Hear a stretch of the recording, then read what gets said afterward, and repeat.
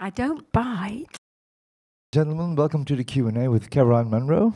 She's just been knighted, so I should say Dame Caroline Munro. Going back to your Hammer period, or pre-Hammer period, I read somewhere that you were the only female star that got an exclusive contract with Hammer.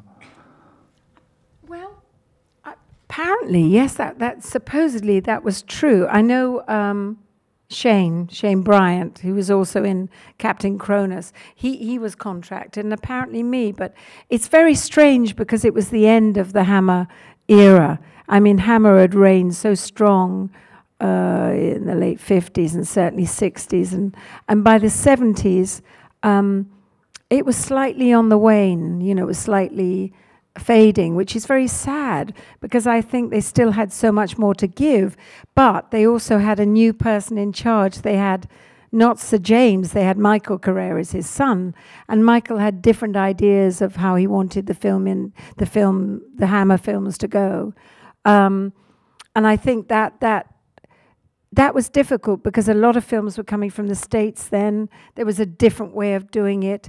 There was the start of the new kind of slasher films. Everything was getting much stronger and harder.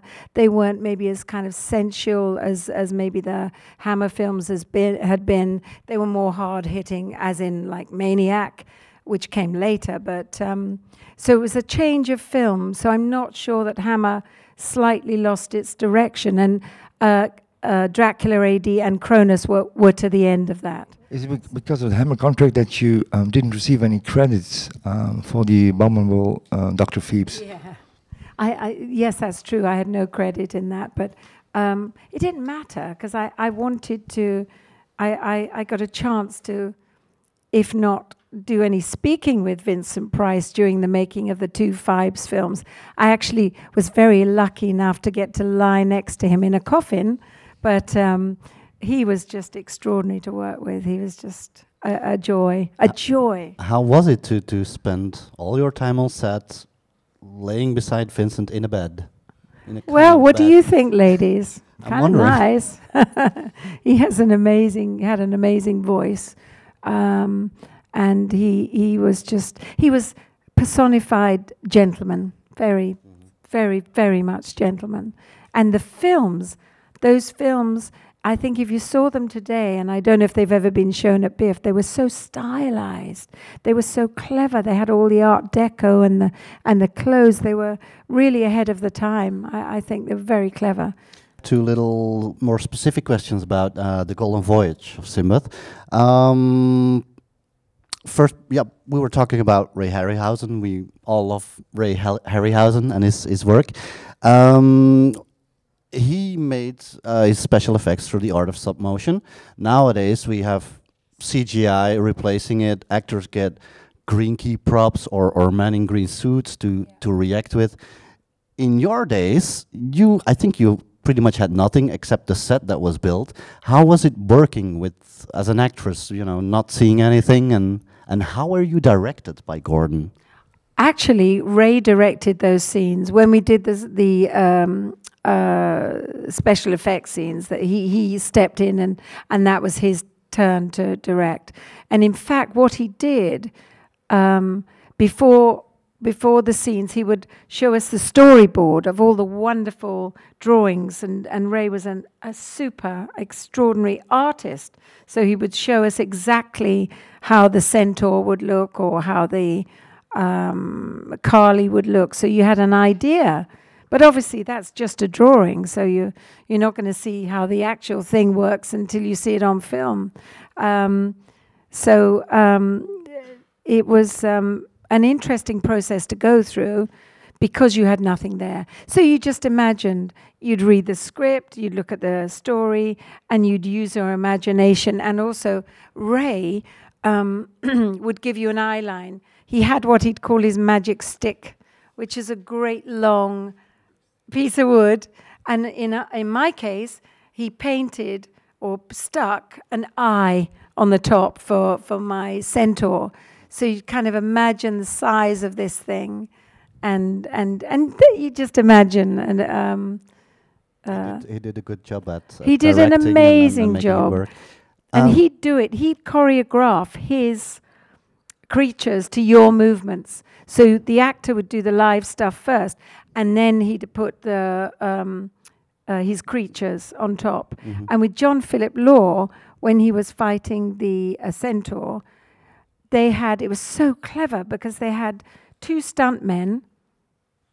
Actually, sorry, that was with Kali, the 6-armed goddess. They had 2 stuntmen with 4 swords, and then they would block the scene with John Philip, with the 2 stuntmen doing with the swords, and John Philip would block with them, would fight with them, and then they'd take 1 stuntman away.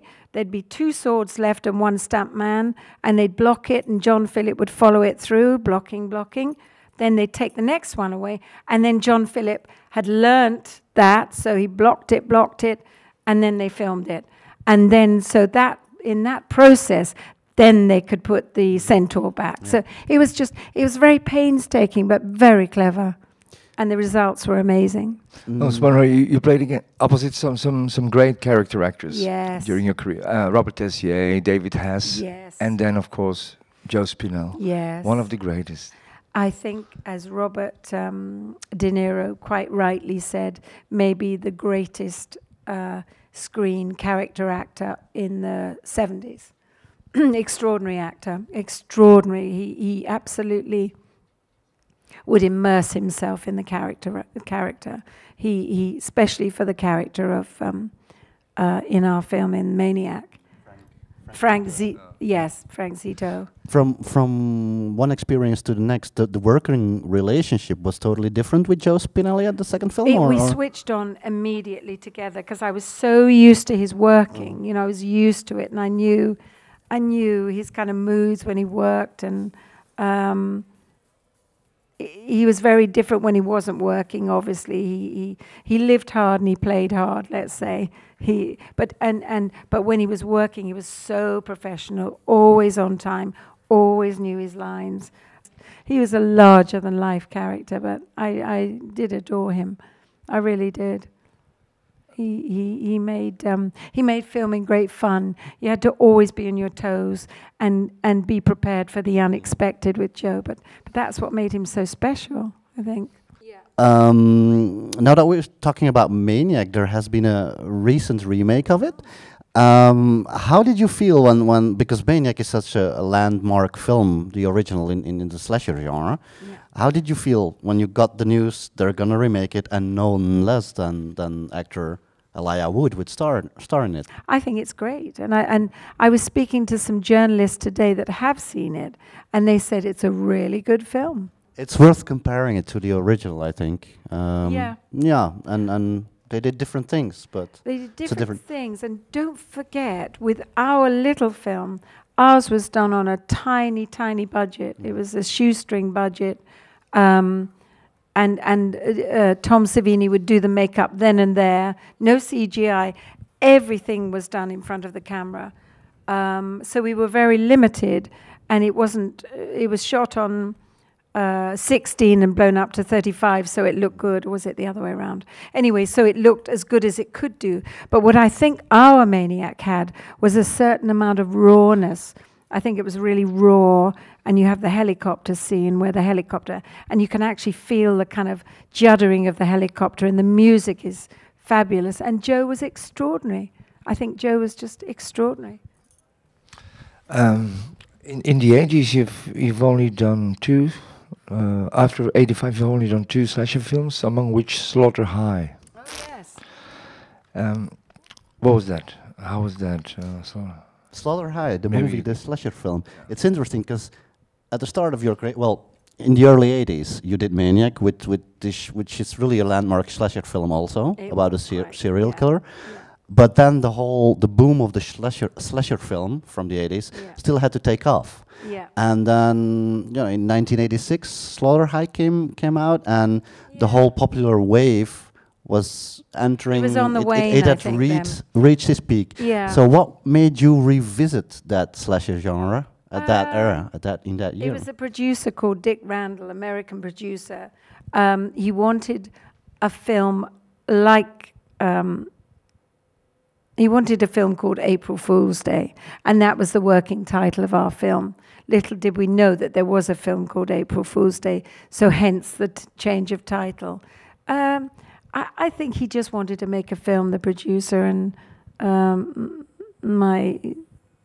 he wasn't my husband, but George and his partners, Peter Lytton and John, they kind of got together and collaborated on making they wrote the script, and they put together this film.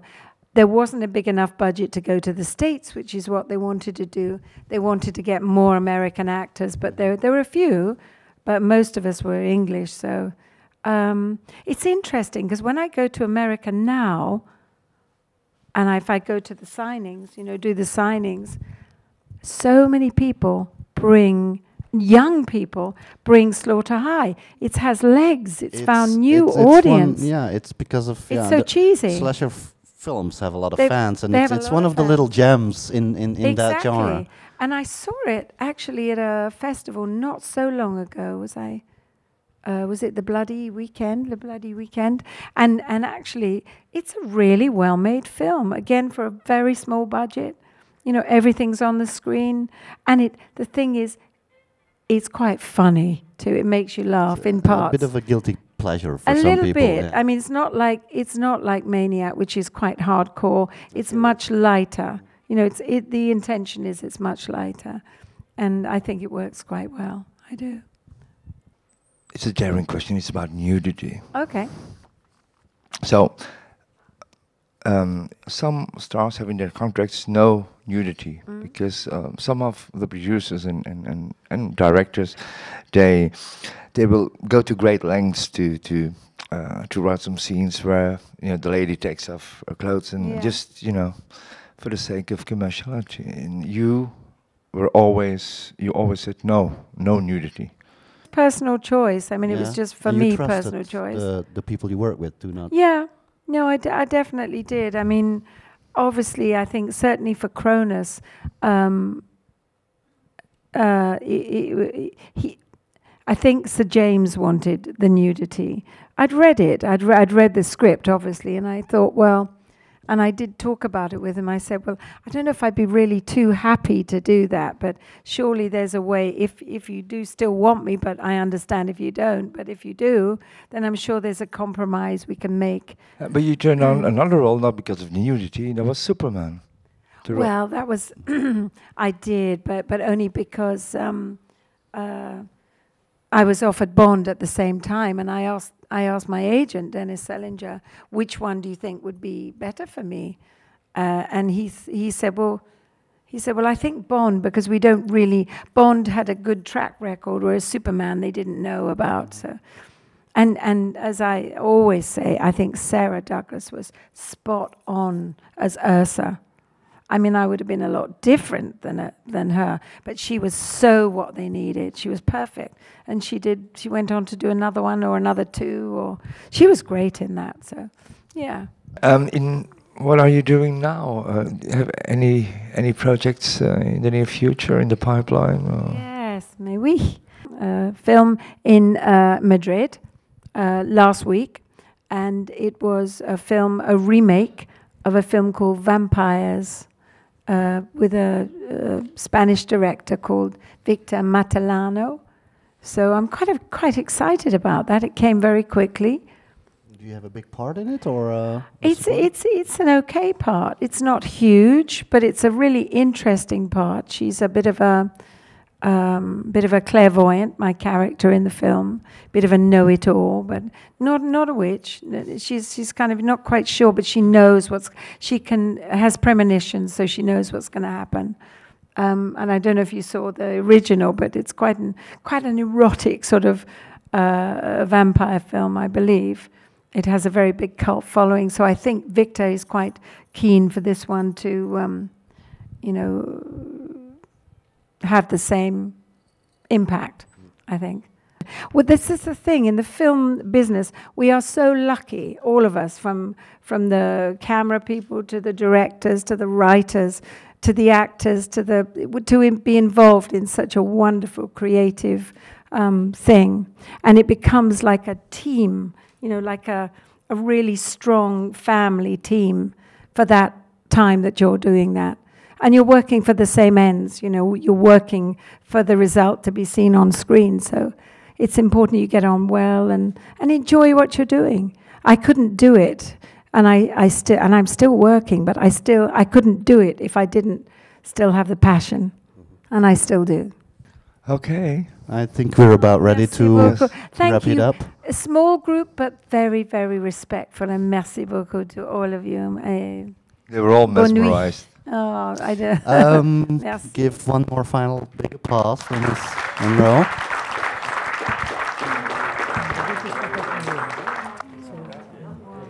Write a few words. No, don't worry, just write down anything you like, your impression about the festival, the audience, the reception.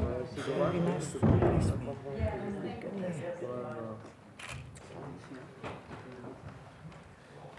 Oh, wow, look at that. L'extérieur. Moi j'ai fait une fois, j'ai écrit beaucoup Oui, parce que j'étais membre du jury à ce moment. Et à ce moment j'avais beaucoup j'ai rien remarqué. Et à ce moment j'avais beaucoup à dire. Ah oui. Des fois ça vient. Quand il y a la pression. Des fois ça vient, des fois ça vient. C'est ça. I think 2030 is a Salamatiques.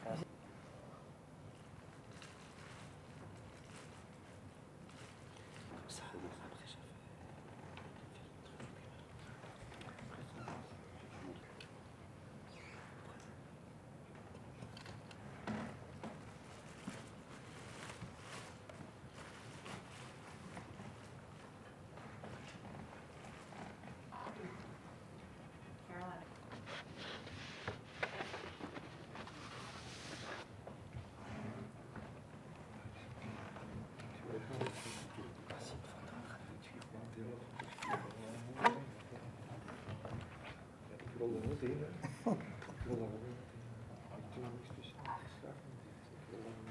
wil